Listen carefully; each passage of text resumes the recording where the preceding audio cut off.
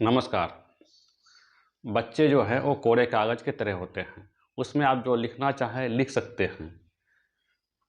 बच्चे कुम्हार के पास जो मिट्टी होती है ना, जो कुम्हार जिस मिट्टी से हंडी वगैरह, खिलौना वगैरह बनाता है, बच्चे उस मिट्टी की तरह होते हैं। आप बच्चे को जैसा बनाना चाहेंगे वैसा ही बन जाएगा और बच्चे को जिधर मोड़ना चाहेंगे उधर मुड़ जाएगा। इसी तरह बच्चे होते हैं, कोरे कागज़ होते हैं, उस कुम्हार की मिट्टी की तरह बच्चे होते हैं। दोस्तों, ये सच्ची घटना है। घटना में आगे बढ़ने से पहले अगर अभी तक आपने चैनल को सब्सक्राइब नहीं किया तो सबसे पहले चैनल को सब्सक्राइब कर लीजिए, क्योंकि अगर आप चैनल को सब्सक्राइब कर लेंगे तो मुझे हौसला मिलेगी और मैं आपको इस तरह से वीडियो लाता रहूँगा आपके लिए। दोस्तों, अगर वीडियो अगर अच्छी लगेगी तो चैनल को सब्सक्राइब करने के साथ साथ वीडियो को लाइक और कमेंट जरूर कर दीजिएगा। दोस्तों, ये सच्ची घटना है हरियाणा की। हरियाणा का एक जिला है पलवल। पलवल का एक थाना लगता है चौहद। 19 सितंबर 2019 की घटना है। एक औरत रोते बिलखते हुए थाना आती है। थाना में आके थाना अध्यक्ष से कहती है, साहब साहब मुझे इंसाफ दे दो, मैं बहुत परेशान हूँ। तो थाना अध्यक्ष कहता है, क्या हुआ है? तो वो कहती है कि एक व्यक्ति है जो मेरे घर आता था पहले। घर आने के बाद हर दिन घर आता था। घर आते आते मेरे साथ दोस्ती की, मैं भी उसकी दोस्ती में पड़ गई और उसने दोस्ती के बाद उसने मेरा शारीरिक शोषण करना शुरू कर दिया, यानी कि मुझसे शारीरिक संबंध बनाना शुरू कर दिया। और मैं, क्योंकि मेरे दोस्त बन गए थे, मैं उसको बार बार मना कर रही थी, लेकिन वो बाज नहीं आ रहा था। मेरे मना करने के बाद भी बाज नहीं आ रहा था और मेरे साथ शारीरिक संबंध बनाना शुरू कर दिया। और मैं भी उनकी बातों में आ गई और मुझे जो लालच दिया वो मैं उनके बातों में आ गई। और पिछले 1 साल से वो मेरे साथ शोषण कर रहा है, शारीरिक शोषण कर रहा है मेरा। और मैं उसके बच्चे की माँ बनने वाली हूँ और मेरा पेट में उसका बच्चा पल रहा है। अब मैं उसे कहता हूँ कि मुझसे शादी कर लो तो इनकार कर जाता है और मना कर देता है और कहता है कि तुम विधवा हो, तुम 2 बच्चे की माँ हो, मैं तुमसे शादी नहीं कर सकता हूँ। अब वो मना कर देता है। ये बात जब थाना अध्यक्ष सुनता है तो मामले को गंभीरता से लेता है और मामले को दर्ज करके वहाँ उस थाना का जो एएसआई अंजू देवी होती है, मामला उसको सौंप देता है और कहता है कि इस मामले की छानबीन करो। अंजू देवी लग जाती है, मामले की छानबीन करती है, चार्जशीट तैयार करती है। चार्जशीट तैयार करने के बाद 2020 को मामला को कोर्ट में भेज देती है और कोर्ट में ट्रायल चलता है। जज जो होती है वो भी महिला होती है। जज के सामने में वो व्यक्ति भी खड़ा रहता है और वो महिला भी, जिसका शारीरिक शोषण हुआ है, वो भी खड़ा रहती है कटघरे में। जब जज साहब देखती है तो इधर तो एक 14 साल का बच्चा है और इधर एक 29 साल की औरत है।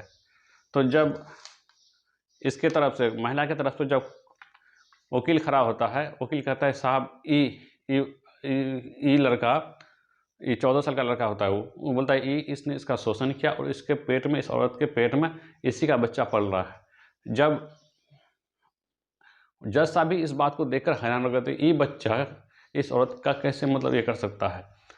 तो जब इस लड़का की तरफ से वकील खड़ा होता है तो वकील कहता है, जज साहब, दरअसल ये लड़का ने इसका शोषण नहीं किया है, शारीरिक शोषण नहीं किया है, इस औरत ने इसका शारीरिक शोषण किया है, क्योंकि ये 14 साल का है। इसको जो चाहेगा, जिस तरह चाहिएगा उस तरह ही मोड़ जाएगा। इसने इसका शोषण किया है।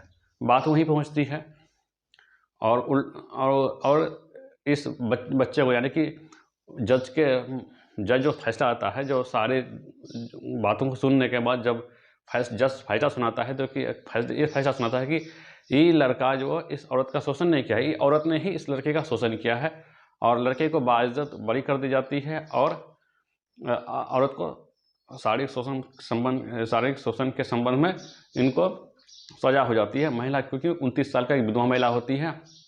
दोस्तों, जब इनके माँ बाप से पूछा गया तो इनके माँ बाप भी कहते थे कि हाँ, ये 1-1.5 साल से उखड़ा रहता था, इसको पढ़ने में मन नहीं करता था और हमेशा इस औरत के घर पर जाया करता था। दरअसल ये औरत किसी और जगह की होती है। जब वो विधवा हो गई और जब उनका पति मर गया, उनका पति मरने के बाद वो शहर आ गई अपने बच्चों को पढ़ाने के लिए।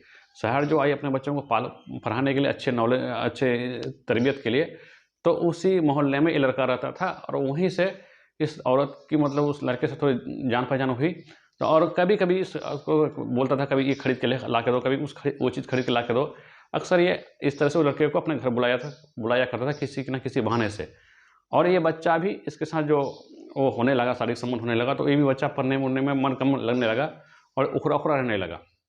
दोस्तों, ये सच्ची घटना है। ये घटना सुनाने का मकसद ये है, किसी के भावनाओं को ठेस पहुंचाना नहीं था, किसी को आहत करना नहीं था, और ना ही किसी को किसी के भावनाओं के साथ खेलना था।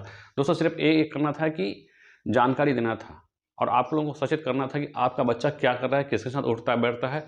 और अपने बच्चे को थोड़ा ध्यान रखिए। अगर अभी मोबाइल का ज़माना है, मोबाइल में बच्चा पढ़ता है, तो अगर आपने भी अपने बच्चे को मोबाइल दे रखे हैं, तो थोड़ा टाइम पे चेक करते रहिए कि आपका बच्चा सही रास्ते पे है या ट्रैक से हट गया है। इस पर ध्यान देते रहिए। फिर मिलते हैं अगले कुछ नए वीडियो के साथ। तब तक जय हिंद, जय भारत।